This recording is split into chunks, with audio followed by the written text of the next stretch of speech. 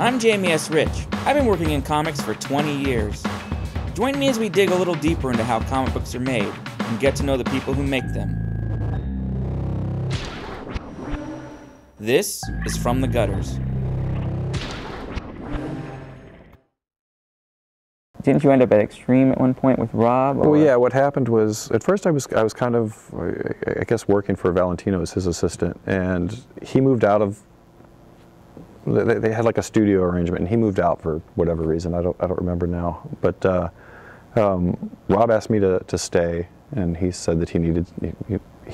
Rob was doing more books at that point, I guess, and he was like, I need you more than Jim does. You know, can you stay? And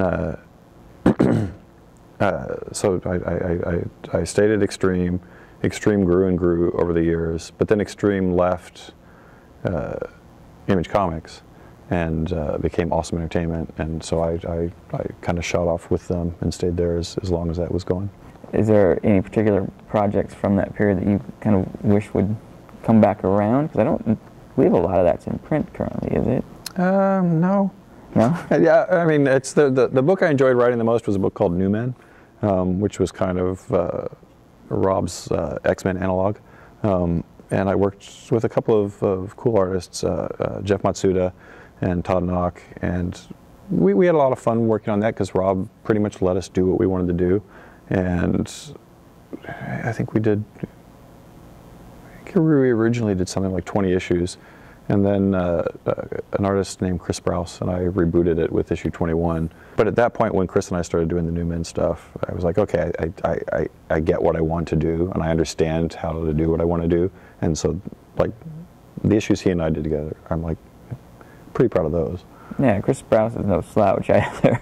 Well, no, yeah, and I mean, definitely, it's everything I was doing at Extreme up to that point was kind of, it has to get done. And at that point, Image had such a stigma for shipping late product, so a lot of times, like timeliness, and quantity, kind of had it over, quality. Well, I think a strong artist too, one that can draw just about anything, ends up stoking your imagination as well. Right. When you start thinking like, well, God, if that guy drew like a dinosaur with like an ape on top, he'd draw that amazing. And so then the stories shift, and I do think, you rise to the challenge of who you're collaborating with. Yeah, definitely. I mean, and also the other thing was by that point we were putting out Supreme by Alan Moore, but for the most part it was homegrown talent. But then when you have like somebody like an Alan Moore come in, you're like, okay, well, so my stuff is going to be out there with the Alan Moore stuff. I should probably be spending a little bit more time on this. So were you instrumental then in all of that stuff coming back around recently with like the relaunches of Prophet and Glory and Youngblood and basically like radically changing some of that material? Well, yeah, I mean, it was stuff that I just thought that if we were going to do it and we were going to bring the stuff back, it had to be kind of different from how it was before. And so, yeah, I mean, and there was stuff that like I had kind of more out there ideas for what I would have liked to have happened with Youngblood than Rob did, but because Youngblood is kind of Rob's baby, his first big creator-owned success. He asserted a bit more control over that than the other ones. So how did you transition over from Extreme and Awesome and back to Image proper? Rob left Image and formed Awesome Entertainment, and then around the same time, this wonderful thing called the internet was starting up, and there were all these websites out there, and I was really into that. And so I started kind of like sending out resumes to people who were doing like various comics related websites. Valentino called me up then and said, hey, I guess the marketing guy had left at Image. And he said, you've always been pretty outspoken about that stuff. Would you want to come in and talk about like what you would do at Image if you were to take over the marketing? And that wasn't what I got into comics to do at all, but I did have a lot of opinions on the subject. So yeah, I put together some notes, went in and talked to him, and after a couple of days they offered me the job, and so I became the director of marketing. Well, so because as the publisher in the last couple of years in particular, like Image seems to be really like revitalized as a force to be reckoned with, and getting even closer back to its roots of being about the creator and their own properties? Was that a mission you undertook on your own, or is that more just the books you wanted to read? Well, it's a little bit of both. I mean, what happened? I mean, it's like I was totally just kind of thrown in and said, okay, you're doing this now, because like you said earlier, there was never a point where I was sitting around thinking, oh man, I would like to be the publisher of a comic book company at some point. And right around the same time, Robert Kirkman had been made a partner in the company, and I just think just by virtue of being new in terms of the whole partnership thing was very energized and enthusiastic, and so I had someone that I could like spitball a bunch of ideas with. Well, because he seems to represent an element that it seems to be ever growing. There's this dissatisfaction with working for Marvel and DC, and he had his time there, but it didn't go, I think, the way he really wanted it to, and he's having so much better success with The Walking Dead. So he almost like led a charge out of there the same way the early Image guys. Right, which, yeah, and that was kind of thing. It's funny because, you know, when Valentino first called me back at the end of 1991 and was telling me about the company, you know, I wanted to work in comics, but I didn't have a huge amount of enthusiasm for working for either Marvel or DC. With Robert and me kind of settling into the publisher role, that took me kind of back to that, where it's like, okay, now's the chance to like really do what I was excited about, you know, way back then. Because it even seems like fan perception's changing to where it's no longer, they're like aware of the fact that these people own that they're doing their own thing, and it's no longer a validation that's required that Marvel will finally ask you to write Spider-Man. Which I feel like that for like throughout the 90s and the early 2000s, that was the attitude. It was like, you're just doing this until... Well, yeah, and it's funny because I always think about, I wish I could find this. You probably have this on a hard drive somewhere. But you wrote this, at this one period, it seemed like that the most a writer or artist would aspire to was like being the next guy to write Iron Man. And that was like a big deal. And it's like, you know, what happened to these guys who, you know, you go back to someone like Frank Miller who, you know, he was a nobody who came on to Daredevil. Like they were like, oh, we're going to cancel Daredevil. We'll give it to Frank Miller and see what he does with it. And he turns around, you know, doing fantastic things with it, saving the book, becoming, you know, Frank Miller. Yeah.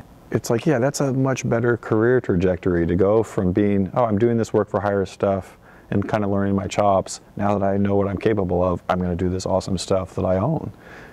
Because you even have thrown your own convention. You're doing a sort of a second version of that, where you're doing the Image Expo coming up in July. Mm-hmm. So you're even like taking control of those experiences and remolding them to fit the Image, it feels like. Obviously, like I think the closest analog is, you know, Apple every year announces, you know, or a couple times a year announces new products, and they stage these big media events, and they bring people in, and they talk about what they're doing as a company, and they make their announcements, and then everybody gets to, you know, disseminate that to the rest of the world. And I think comics could benefit from doing stuff like that. And how much do you read everything that Image puts out? Do you? I know there's different areas, like Top Cow is its own area, and the Shadow Line. I read things on different levels. There are things that I will kind of skim, and then things that I really am interested in, I will, you know, obviously like read it. A lot of stuff I read before it's printed, which is, yeah, I mean, that's one of the best perks of the job. Yeah, people send in the JPEGs of the issues where it's like to be proofed and stuff like that, and yeah, it's a lot of fun being able to see that stuff, you know, before anybody else. I still get jealous. Like I think people are actually talking about it on Twitter when I think there was a PDF of East West #1 floating. Oh yeah, that. And I was like so jealous. Like I want to read that. Yep.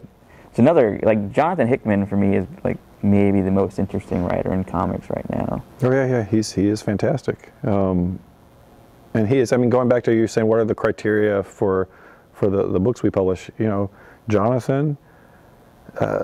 That was like a cold call. I mean, he just sent that in through the mail and was like, here, the Nightly News? Yeah, the Nightly News, yeah. And it's funny because Eric Larson initially put that on my desk because he was publisher at the time. And he was like, I think you should talk to this guy about coming here to work as a designer.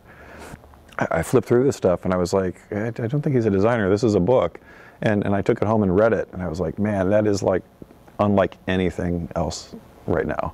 Yeah, because all of his books are sort of radically different too. Like the Manhattan Projects is not like East West. Yep.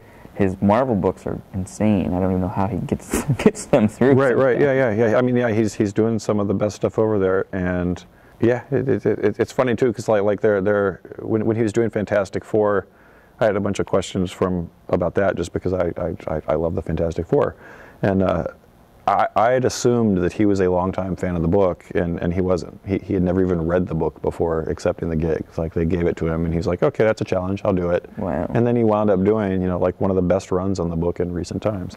Do you still read much stuff like that? Do you have time to read for pleasure? Or? Oh, yeah. Like what kind of stuff, what are you enjoying right now? In terms of comics? In comics or in general? There's a few things. Well, one, I like Matt Fraction's Hawkeye. I think that is no disrespect to Jonathan, but I think that is head and shoulders the best book Marvel is publishing right now. I really look forward to that. I liked what Bendis did on All New X-Men, which kind of surprised me. Which I don't mean that as like a slight to Brian, but just like, when I first heard that the whole notion for that was, oh, we're bringing the original X-Men from the past into the future, I was just like, oh, are you kidding me? And I picked it up, and I found myself really enjoying it. And I actually wrote to Brian and said, hey, I thought this was really cool. Wasn't expecting to like it, and in fact I love it.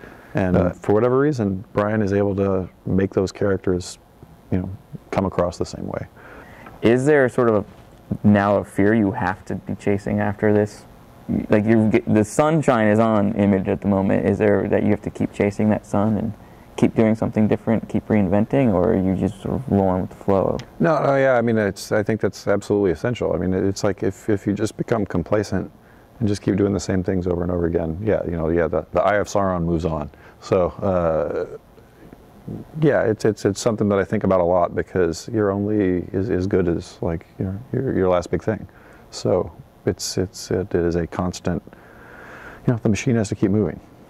So what's the books, I guess, for the end of 2013 that we should be watching for? That's going to be like your next East West or your next. Oh, I can't tell you that.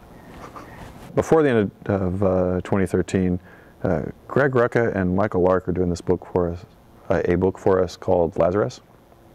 That is just fantastic. It's from the point Greg pitched the idea to just like, oh, and Michael's going to do it, and here's the initial pencils, and just like every step of the way through there, just like I get more and more excited about it, just because both of them do amazing work, and they do amazing work together, but this is like kind of a level above that.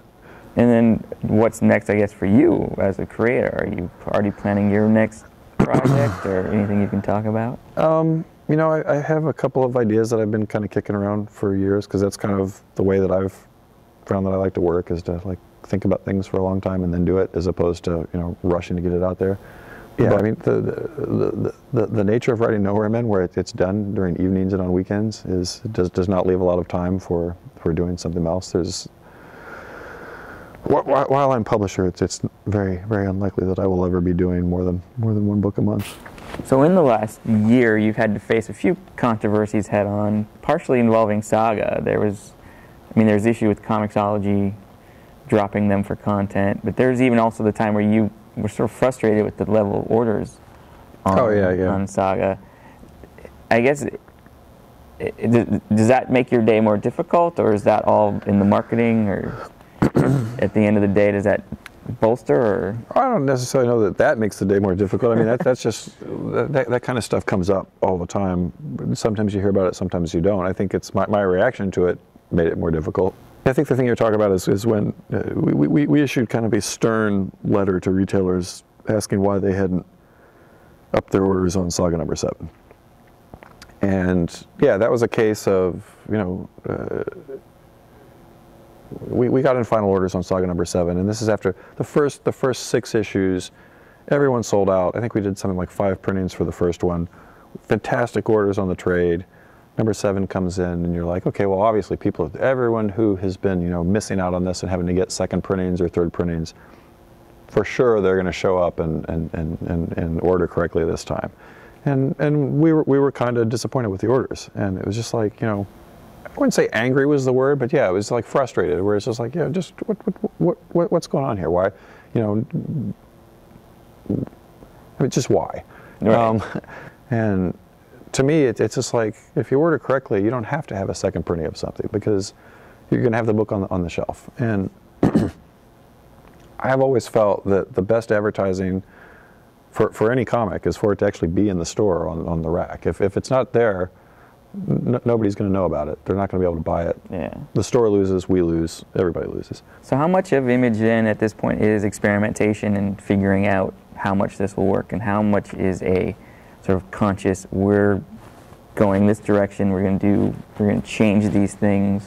For a number of years, we were dealing with a lot of new talent, and it was kind of, we were just kind of happy to like try stuff out as it came out. But as we've kind of shifted over to better known creators, I think that it serves them better to, you know, have a release schedule that has been worked out in advance, as opposed to, you know, just being happy that you've got that guy and rushing the book out. I mean, something like Saga, we announced that, you know, almost a year before we put the book out, and it's, you know, it could have come out even later than that. It's like there are things that we announced last year in San Diego that still haven't come out, because we want it to be right when it does come out.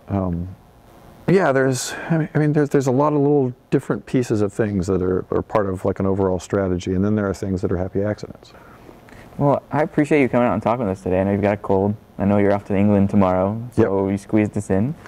It was great talking to you. Yep, it was great talking to you. All right. Yep.